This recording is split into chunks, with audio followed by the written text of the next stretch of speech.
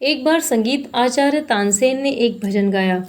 जशोदा बार बार यूं भागई, है को ब्रज में हेतु हमारो चलत गोपाल ही राखई। इस पद का अर्थ अकबर को समझ में नहीं आया। उसने दरबारी से कहा कि इसका अर्थ बताइए।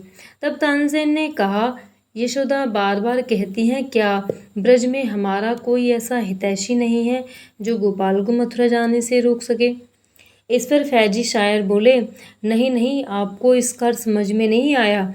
बार बार का अर्थ है रोना, यानी यशोदा रो रो कर कहती हैं।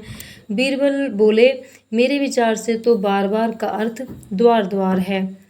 रहीम कभी भी वहाँ उपस्थित थे, उन्हें भी यह अर्थ नहीं भाया।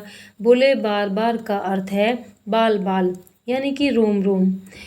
इनमें से एक ज्योतिषी उठ खड़ा हुआ और बोला, मेरी राय में तो इसमें एक भी अर्थ ठीक नहीं है।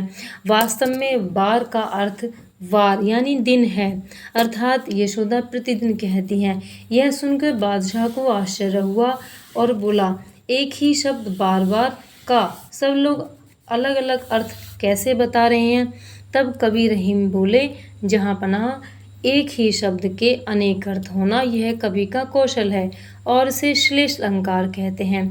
प्रति एक व्यक्ति किसी शब्द का अपनी अपनी स्थिति और चित्तवृत्ति के अनुसार लगाता है। मैं कवि हूँ और किसी काव्य का प्रभाव कवि के रोम रोम पर होता है, इसीलिए मैंने इसका अर्थ रोम रोम लगाया। तानसेन गायक हैं, उन्हें बार बार राग अलापना पड़ता है, इसीलिए उन्होंने बार बार अर्थ लगाया।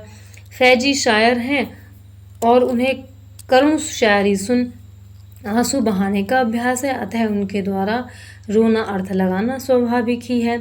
और बीरबल ठहरे ब्राह्मण, ब्राह्मण को तो घर घर घूमना पड़ता है, इसीलिए उन्होंने द्वार द्वार अर्थ लगाया। रहे ज्योतिषी, तो वे दिन तिथि नक्षत्र आदि का ही विचार करते हैं, इसीलिए उन्होंने इसका अर्थ दिन लगाया।